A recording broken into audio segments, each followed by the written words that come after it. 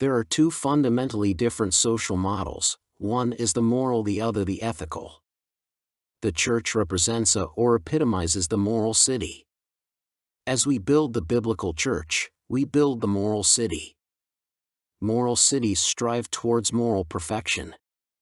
The true Christian is a moral citizen of a moral city. A morally perfect city contains no social costs. Social costs are costs that originate elsewhere but are transferred onto society and future generations. These include such things as unemployment, debt, poverty, inflation, pollution, waste, taxation, homelessness, war, property crime, and the cost of the state generally. These are also referred to as externalities or costs externalized onto the people. There is no moral rights in a city blighted by social costs. Interestingly, social justice is a movement to justify the origination and placement of social costs onto society and future generations. Social costs, therefore, originate as elements of social justice. People do not pay their way as the social justice warriors invoke some ethical rule that absolves them of facing moral justice. Socialists think they are entitled to what others have, due to some situation or set of circumstances that makes them a victim of society. In their view, the world owes them something. In normal events, this social justice is enacted by the state. In more severe circumstances, crime is involved. It is difficult to imagine social costs existing without state involvement. People tend to protect their property unless a powerful aggressor is involved. Aprioron is a new city model, or at least new, in the sense of heretofore unutilized. It has no state, in the sense of an elected government. This means Aprioron is not a democracy or republic. Power does not rest ultimately in a population nor in a constitution. The power in Aprioron is moral. Power is centered on the market, which makes Aprioron a meritocracy. Morality measures merit. Be proud to be moral and to have moral worth. Markets are governed by the law of supply and demand as mediated by the price of goods and services. A product that costs more but is of similar quality will be desired less than a product of greater quality and lower price. Price determines merit if the product or service does not contain a social justice premium, a cost justified on the grounds of reconciliation or restitution. But the real center of Aprioron is its moral perfectibility. Aprioron is a moral city, and at its core is the desire to eliminate all social costs and freeloading. A place devoid of social costs is a perfected city. Those who succeed at this have merit. Those who excel at this have greater merit. It is on merit, or the ability to pursue perfectibility, a person earns greater authority. There are no physical factors considered when determining merit or level of authority. The moral city operates according to the principle of subsidiarity. It is vital to understand the problem that morality poses, at least to the ethically minded, especially tied to the absence of social costs or externalities. Ethical systems are invariably tied to a social justice agenda. It was explained above that social costs are created out of someone's misplaced sense of social justice. The social justice advocate believes an injustice has been done and the world owes him or her something.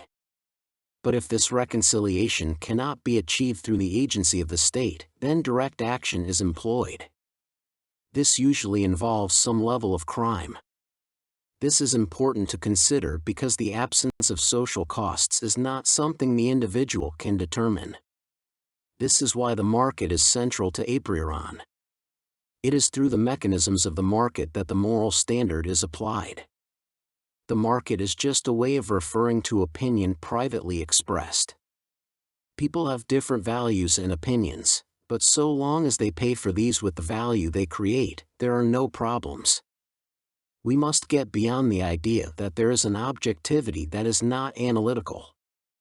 There is no natural or physical objectivity. There is only a perspective tied to a calibrated standard, but this is artificial, not found in nature. There is no agency that is perfectly neutral. Objective standards are simply concepts with a definition that is experimentally established. The foot measure is an objective standard of measure. It remains the same for all persons in all times and places because we all agree that the method of establishing what a foot is what defines a foot measure. The foot measure is a length that is common to all persons and places, and we are all, officially or less formally, protectors of that standard. But it still could be any length we choose. It so happens that a certain group of men, probably white, decided that a certain set of conditions would forever set down what a foot measure was. The hard sciences are all grounded in these kinds of stable and precise measures. Using these measures, the hard sciences can tell us that if these factors are varied in a specific degree, the outcome will be Y. This gives those in the physical sciences a precise way to talk about events. But such rigor is far from what the soft sciences or humanities can achieve. Thus, when someone in the humanities talks about morality, he or she may be talking about ethics or someone's feelings. Humanities do not rise to the level of a precise discussion. If morality is the absence of externalities, then there is a possibility we could harden the soft science through the addition of an objective determination of value.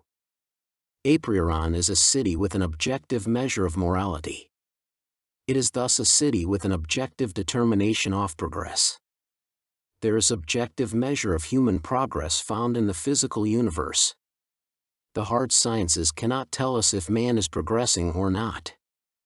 The decision is ours to make. The measures of the hard sciences are not part of phenomenological reality. The person who does not understand the standard Celsius scale can look at a thermometer and not know what it means.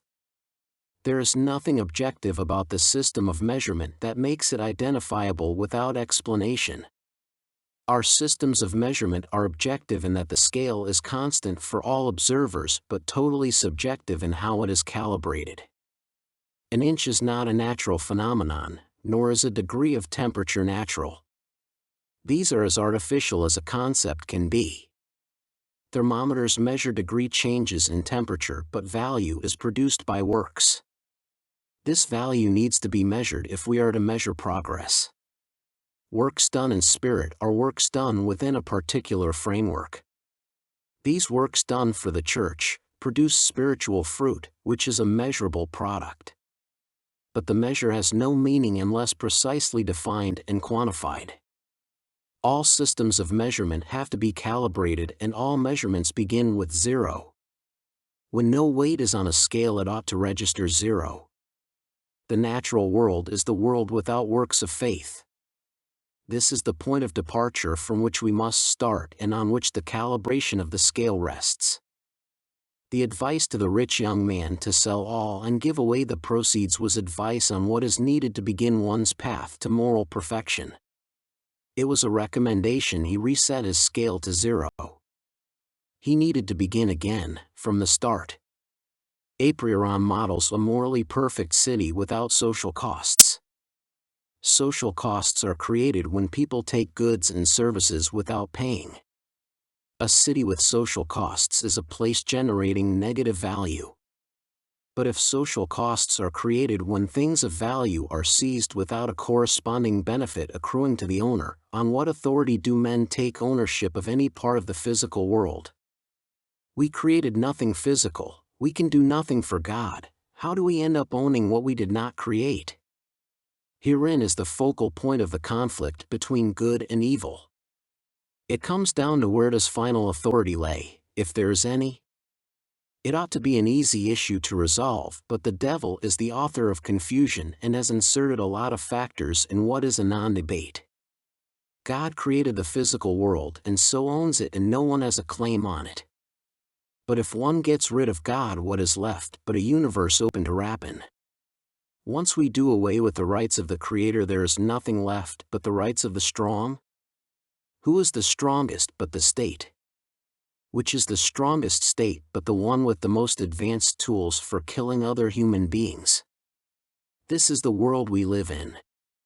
But the complications do not end there. Because there is the practical matter of who can kill more opponents the fastest and who in the victorious state holds ultimate power in that state. If the state is the ultimate power in the world, there is the question of who in the state holds ultimate power. The ones who hold the power own or control the property. To divest oneself of property is tantamount to abjuring all positions of power. Without control of property directly or indirectly, the person cannot wield power. The question then becomes one of how to build a city without someone owning it or its elements, because if they own it, they control it. This is where the moral unit comes in. A unit of morality is a unit of work or value. This is not something that can be felt and seen. It can be given visibility in the way a ruler can, but a foot length is not the ruler but a definition. A moral unit is equal to an hour's work/R, which is the rate established for a living wage. If a living wage is 15 units, then R equals 15. In normal language, the moral unit would be comparable to $1. Work creates equity. Equity is value added to assets. God owns the asset, and man through works of faith adds value to assets, which earns him equity. It is this value added to assets which gives man his value. Equity is issued in the form of preferred shares. Preferred shares are issued as a form of currency. Used in this way, preferred share can be contracted to prefer and designated by the symbol 25.35. Prefers are issued only when equity is created, and equity is created only when value is added to assets by work. People cannot own what they did not create, and we do not create assets, we add value to assets by means of work. To build the moral city, we have to add value to the assets held by the city or represented by the city. The city or church is the body of Christ. We build it up through works of faith. This brings us back at that age-old question as to what is the church. If it was buildings, we could measure the amount of our building by the size and number of them. If the church was people, we could measure our building by the number of converts made. But if the church is not physical, how is it measured? And if we cannot measure it, how can we determine the effectiveness of our work? The church is measured by the value believers add to the assets under the care of the faithful. Where we live is our jurisdiction. It is ours only as we add value to it.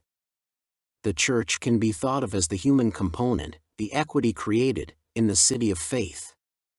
In one way of thinking, the church lifts itself up by its bootstraps. It has access to the assets within its jurisdiction and adds value to these.